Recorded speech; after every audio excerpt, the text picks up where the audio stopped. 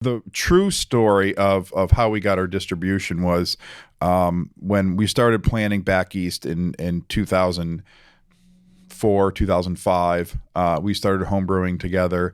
It didn't have a name. The name didn't come until much later. It's not like we said, "Hey, let's start Back East Brewery." It's like, well, let's start a brewery, and the name was one of the things that happened. During that process, and we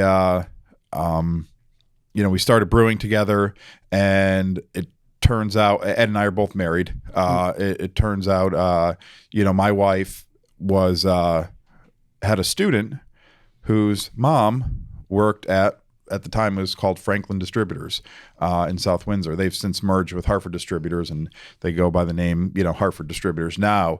But she said, well, maybe I'll talk to, Lily's mom and see if, you can get a meeting at, Yeah. So we showed up there not knowing anybody there, except her, and sat down with the president and, said, hey, we're going to open a brewery and we'd like you guys to sell our beer.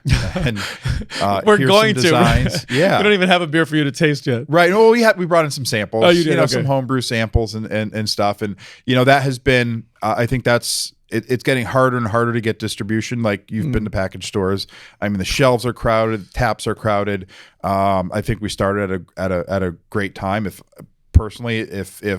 If I was looking at if I know what I know now and I'm looking at the market saying I'm thinking of starting a new brewery, I'm going to just walk away and wait a little bit. I don't think the time is right to do that. I think beer is one of those things that people just get so passionate about, and entrepreneurship, they get passionate about too. But, I think that kind of sometimes gives you blinders. So you're like, I'm just going to do this because look at they're doing it and they're doing it. And if they could do it and maybe people looked at us and said, boy, if these two guys can do it, like why anyone can't I? could do it, right? Yeah. Anybody.